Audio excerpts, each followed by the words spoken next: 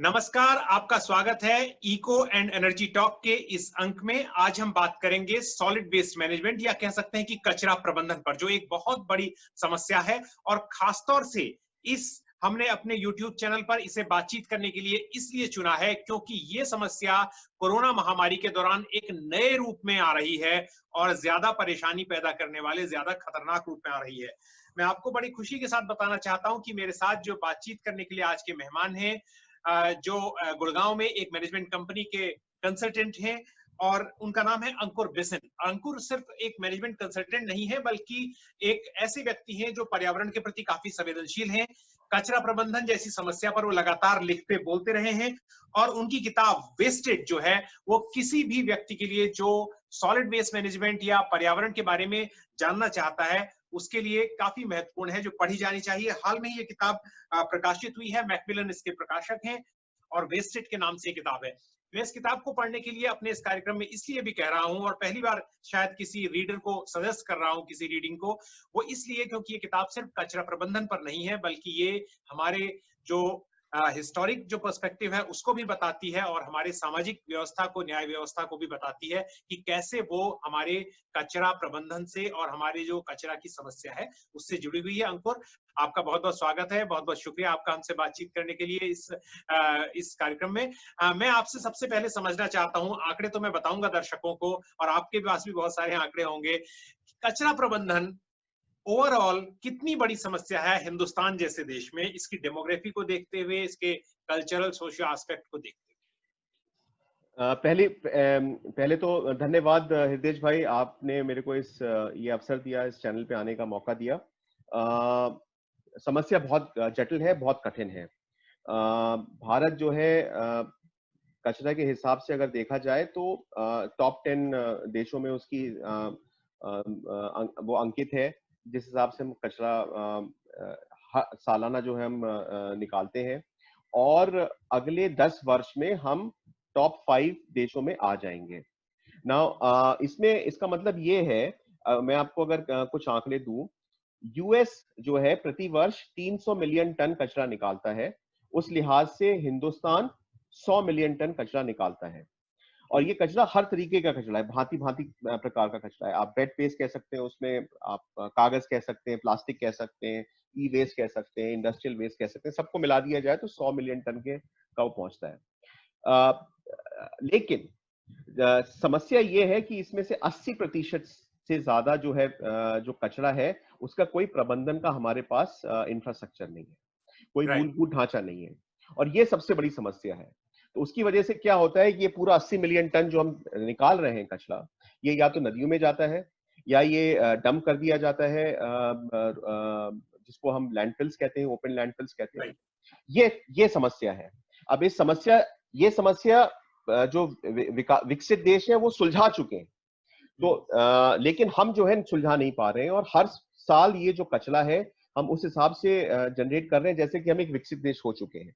मैं आपसे ये मैं दर्शकों को बताना चाहता हूँ कि 10 करोड़ जो है टन, जो आपने कहा 100 मिलियन अगर कहें तो 10 करोड़ टन कचरा जो है वो निकल रहा है, लेकिन उसमें से करीब 50% से कुछ ज्यादा ही इकट्ठा हो रहा है। और जो आपने कहा कि प्रोसेस, उसका मैनेजमेंट और जो अगर उसका ट्रीटमेंट है वो तो 80% तक अनट्रीटेड है, यानी वो यहाँ तहाँ पड़ा हुआ है। इस बात को हमारे दर्शक, आपने भी जो पुस्तक लिखी है उसको मैं पढ़ने को सर्च कर चुका हूँ, मैंने भी कई स्टोरीज लिखी हैं अलग अलग जो सर्च की जा सकती हैं। अब मैं सीधे आना चाहूंगा अभी कोरोना महामारी को देखते हुए। आपसे जब मेरी पिछले कुछ दिनों बात हुई तो आपने कहा कि कोरोना महामारी को देखते हुए नए सिरे से इसमें बात किए जाने की जरूरत है। जो आप बता रहे हैं वो उसमें क्या मैं ये मानूं कि मेडिकल वेस्ट और पीपी ऐसी चीजों की बड़ी दिक्कत है? आप ओवरऑल पर्सपेक्टिव दे सकते हैं कि कोरोना महामारी के संदर्भ में कितनी बड़ी हो रही है ये समस्या? ये बहुत बड़ी समस्या है, और ये अपनी बहुत बढ़िया सवाल किया है। आज के समय में ये बहुत ही ज्वलनशील सवाल है जिसे कहना चाहिए। मेडिकल वेस्ट जो कि हम लोग नॉर्मल लाइफ में उसके बारे में बात नहीं करते हैं, उसके बारे में सोचते नहीं है। कोरोना वायरस और लॉकडाउन के चलते ये हुआ है कि मेडिकल वेस्ट की जो मंथली हम लोग जो जनरेट करते हैं वो कई गुना बढ़ चुका है। अगर मैं गुड़गांव की, अगर मैं ऐसे शहर की बात करूं तो अगर 2,500 केजी प्रति माह मेडिकल वेस्ट कोरोना के पहले अगर जनरेट हो रहा था, आज की डेट में हम कभी 1.25 लाख केजी मेडिकल वेस्ट एक शहर में हम जनरेट कर रहे हैं। और ये मेडिकल वेस्ट क्या है? जैसे आपने कहा पीपीई किट्स, आपके मास्क मास्क, और जितना भी ग्लव्स। इंफ्रास्ट्रक्चर, ग्लव्स, ये सारी की सारी ये मेडिकल वेस्ट है। और इसको मेडिकल वेस्ट कहा इसलिए जाता है क्योंकि अगर किसी भी डिजीज में या संक्रमण में कोई भी चीज यूज होती है जो डिस्पोजेबल है, उसको हमें बहुत ही संगठित तरीके से, बहुत ही सिक्योर तरीके से डिस्पोज करना चाहिए। वो नॉर्मली इंसिनरेट होता है। हमारे हम्म। पास कोई ढांचा नहीं है उसको इंसिनरेट करने का, और उसकी वजह से क्या हो रहा है, वो रोड साइड फेंक दिया जाता है, वो कचरे के डब्बे में डाल दिया जाता है। आप ये देखिए कितना ज्यादा बढ़ गया है कचरा। हर हर महीने में तीन तीन महीने का अगर मैं आंकड़े आपके एक ही शहर के अगर आपके से शेयर करता हूँ, और वही चीज अगर आप देख लीजिए बाकी शहरों में क्या हाल आपने हुआ है। कितना कहा, गुड़गांव में कितना गुना बढ़ गया है कचरा? तो 2,500 लगभग, ढाई व्हाट अबाउट? हजार केजी 2,500 केजी प्रति माह हम लोग कोविड के पहले जनरेट कर रहे थे, हम्म। और अब 1.25 लाख केजी प्रति माह कोविड के बाद हम जनरेट कर रहे हैं मेडिकल वेस्ट। ये तो इतना ज्यादा बहुत बढ़ कई गया है। गुना ज्यादा है। तो इसको आप अगर ये बोलेंगे कि ये कितना मतलब इसको अगर आप 100 से भाग दे देंगे तो मतलब इट्स एब्सोल्युटली स्ट्राइकिंग, और हमारे पास इंफ्रास्ट्रक्चर नहीं उसको कलेक्ट करने का। राइट। और गुड़गांव की जहां तक बात करें, हमने देखा है चाहे गुड़गांव जहां आप रहते हैं, चाहे गाजियाबाद का इलाका, दिल्ली के इस नोएडा की और जहां मैं रहता हूं, दो अलग अलग छोर हैं, दिल्ली के बाहरी इलाके हैं। लेकिन अगर यहाँ गाजीपुर लैंडफिल है जो इतनी बड़ी दिक्कत है, तो उधर बंदवारी लैंडफिल है। तो जो बात हम कह रहे हैं वो आंखों से देखी जा सकती है इन इलाकों में कि लोग बीमार पड़ रहे हैं इस कचरे का मैनेजमेंट ना होने से। क्योंकि और अब जब अंकुर जिस ओर इशारा कर रहे हैं कि जहरीला जो वेस्ट है, यानी एक तरफ हम कह रहे हैं कि लोगों से मास्क लगाइए और बचिए, दूसरी ओर वही इन्फेक्टेड मास्क अगर जा रहे हैं, हर रोज जा रहे हैं, बड़ी संख्या में वेस्ट में जा रहे हैं, तो वो कितनी बड़ी दिक्कत पैदा कर रहे हैं।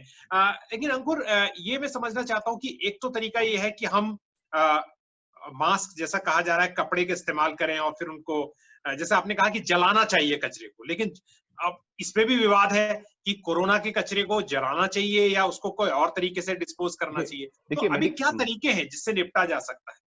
मेडिकल वेस्ट जो है हमेशा क्लोज इंसिनरेशन टेक्नोलॉजी जिसे हम कहते हैं उसको डिप्लॉय किया जाता है, और उससे सारी चीजें इंसिनरेट कर दी जाती हैं। उसमें नीडल्स आती हैं, उसमें इंजेक्शंस आते हैं, ये सारी जो चीजें हॉस्पिटल जनरेट करता है, हर हॉस्पिटल के पास इंसिनरेशन का ढांचा दिया जाता है उसको। तो वो चीज उसमें डाल दी जाती है और उसको इंसिनरेट, इससे मेडिकल वेस्ट को इसके अलावा किसी और तरीके से डिस्पोज ऑफ करने का हमारे पास चारा नहीं है, क्योंकि राइट। उससे आप क्या कर रहे हैं, आप संक्रमण रोकने के सारे प्रबंध कर रहे हैं। इंसिनरेशन का मतलब ये नहीं है कि आपने उसको ढांचा बनाया और ओपन में आग लगा दी, वो तो हम वैसे भी करते हैं, वो तो बहुत ही डेंजरस चीज है। जब मैं हाँ। इंसिनरेशन की बात कर रहा हूँ, मैं वो हॉस्पिटल्स के साथ जो इंफ्रास्ट्रक्चर है जो इस चीज को हैंडल कर रहे हैं, वहां पे क्लोज इंसिनरेशन का इंफ्रास्ट्रक्चर बहुत जरूरी है मेडिकल वेस्ट को हैंडल करने के लिए, जो कि हमारे पास नहीं है। जिसके फलस्वरूप ये होता है कि हम इकट्ठा करके उसको लैंडफिल में भेज देते हैं या आग लगा देते हैं ओपन में। हम्म। तो ये सबसे बड़ी समस्या कोविड ने पैदा करी है। दूसरी समस्या जो है कोविड के चलते हुई है कि जब लॉकडाउन हुआ, हम्म। तो जितना भी रिसाइकलिंग इंडस्ट्री थी, जो भी हम रिसाइकिल करते हैं, जो भी हम कलेक्ट कर पा रहे थे, उसको असेंशियल सर्विसेज नहीं माना गया, माना गया। और उसकी वजह से पूरी की पूरी रिसाइकलिंग इंडस्ट्री जो है ठप पड़ गई, कोलैप्स कर गई। फिर माइग्रेंट क्राइसिस की वजह से भी काफी लोग जो है इस इंडस्ट्री से मूव आउट कर गए, और मतलब जो रिसाइकलिंग प्लांट्स हैं, जो रिसाइकलिंग सेंटर्स थे, वो सब बंद पड़ गए।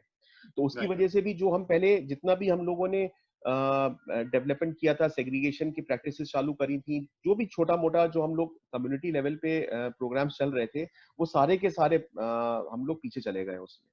अगर राइट। अगर रिसाइकलिंग को ही अगर हम लोग एसेंशियल सर्विसेज मान लेते और इसको हम वैसे ही चलाते जैसे बाकी हमने एसेंशियल सर्विस को चलाया, तो कम से कम ये जो 3 महीने 4 महीने का जो वो टाइम, हम थोड़ा सा उसको अच्छे से मैनेज कर सकते थे, जो कि हमने नहीं किया है। राइट। जो हम आपदा को अवसर में बदलने की बात कहते हैं, हम सीख सकते थे कठिन परिस्थितियों में कैसे, और वो शायद एक कैपेसिटी बिल्डिंग भी होता। अब हाँ जी। हमारे साथी हैं अजय प्रकाश, जिन्होंने जो एक वेबसाइट चलाते हैं जंज्वार, और उन्होंने ये अंकुर स्टोरी की थी कि पीपी कूड़ा बन सकता है कोरोना महामारी फैलने का नया कारण।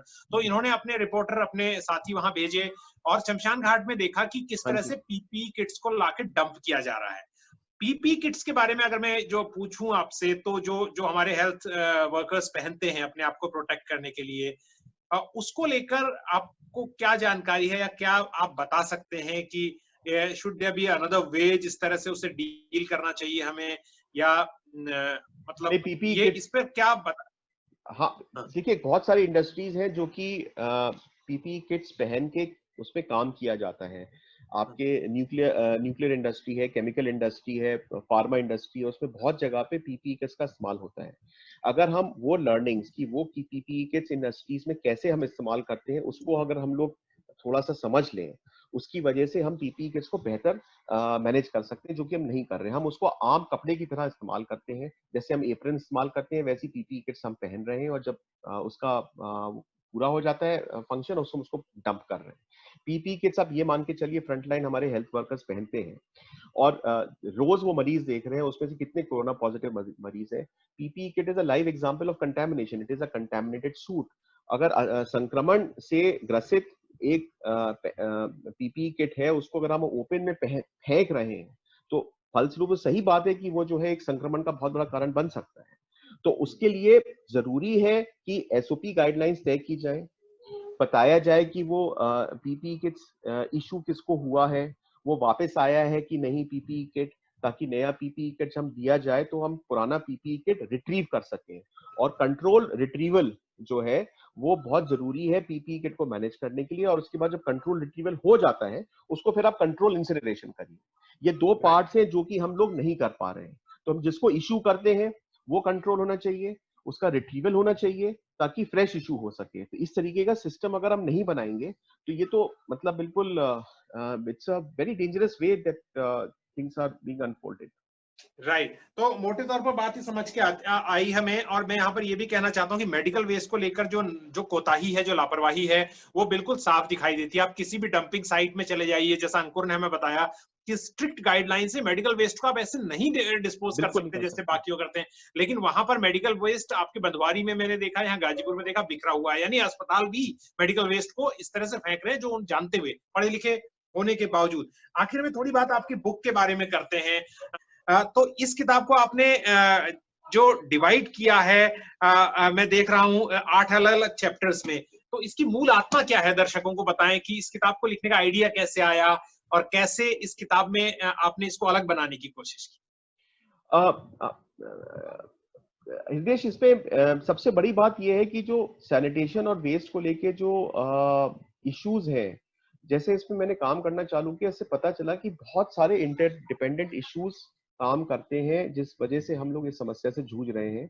इसका कोई एक सिंपल एक आंसर नहीं है, कोई एक सिंपल एक सोल्यूशन नहीं है। उसमें सोसाइटी कास्ट प्ले करती है बहुत बड़ा रोल। जिस हिसाब से हम लोग कचरे के प्रति हमारा जो नजरिया पैदा होता है शुरू से, बचपन से हमें सिखाया जाता है, वही गलत है। तो एक पहलू जो है इस किताब में उस नजरिए को के ऊपर क्रिटिसिज्म करने का बहुत, उसके बगैर आप पूरी स्टोरी नहीं बिल्ड कर सकते थे। दूसरा जो नजरिया है वो ये कि हम जिस हिसाब से शहर बना रहे हैं, वो शहर ही ऐसे बना रहे हैं कि वो गंदगी पैदा करें। हमारे पास तकनीक नहीं है कि हम शहरों को व्यवस्थित तरीके से बना सकें, सस्टेनेबल तरीके से बना सकें। और तीसरा पहलू ये है कि जो लोकल गवर्नेंस है, जो कि वेस्ट को हैंडल करती है, सैनिटेशन को हैंडल करती है, उसमें कितनी खामियां हैं, कैपेसिटी बिल्डिंग की कितनी ज्यादा अपॉर्चुनिटीज है, जिसको हम लोगों ने एड्रेस नहीं किया है। इन तीनों चारों चीजों को जब मैंने तो इसको अगर एक स्टोरी के रूप में लाना था, ये तीनों पहलुओं के ऊपर बात करना जरूरी था। वही चीज मैंने इस किताब के जरिए प्रस्तुत करी है। उसमें एक और चीज मैंने करी है, ये है कि ये पूरी की पूरी किताब स्टोरीज निकाल के लाती है। हमने क्या किया, बाकियों ने क्या किया, बाकी कैसे इस समस्या से को सुलझा पाए, हम क्यों नहीं सुलझा पा रहे हैं। इसमें स्टोरीज है, ये कोई एकेडमिक बुक नहीं है जो कि डेटा हो, या जिसमें जो टेक्निकल लोग हैं वही इसको समझ सके। मेरा ऑब्जेक्टिव ये था कि जितना वाइड मैं इस किताब के जरिए इस स्टोरी को पहुंचा सकूं, ताकि नजरिया बदले लोगों का। वही एक उद्देश्य है इस किताब का। तो जो भी राइट। पढ़ सकता है जो भी इंग्लिश पढ़ सकता है वो इस किताब को पढ़ सकता है। और मैं ये चाहूंगा कि इस किताब का हिंदी तर्जुमा बहुत जल्दी मैं देखना चाहूंगा, क्योंकि मैं सोचता हूं कि ये भारत के बड़े हिस्सों में आए। और ऐसी किताबें तो न केवल हिंदी में, तमाम जो इलाकाई भाषाएं हैं जिन्हें हम रीजनल लैंग्वेजेस कहते हैं, उनमें भी आनी चाहिए। नहीं, आपने बिल्कुल उनसे सही। बात की। क्षेत्रीय भाषा में, वर्नाक्युलर में, हिंदी में ये बहुत जरूरी है, ताकि ज्यादा से ज्यादा लोगों तक ये मैसेज पहुंचे। बिल्कुल आप सही कह रहे हैं। दिक्कतें आती हैं, लेकिन इसको पूरा करेंगे, इसको ओवरकम करेंगे, दिमाग में है मेरे। राइट, थैंक यू, बहुत बहुत शुक्रिया आपका हमसे बातचीत करने के लिए। मुझे लगता है कि दर्शकों को काफी चीजें समझ में आई होंगी, और जो भी लोग इस कार्यक्रम को देख रहे हैं वो जागरूकता फैलाएं। और छोटा सा उदाहरण, हम कोई डॉक्टर मेडिकल एक्सपर्ट नहीं है, लेकिन शुरुआत ऐसे हो सकती है कि जितने ज्यादा हम डिस्पोजेबल मास्क की जगह हम ऐसे मास्क यूज करें जो हम हाँ, रिसाइकिल कर कम सकें, से कम ये हो चालू सके। करें। हाँ जी, हाँ, हाँ जी। तो बहुत बहुत शुक्रिया अंकुर, हम आगे भी कोशिश करेंगे कि आपके अनुभव का फायदा उठाते हैं। Thank you for having me Hitesh भाई।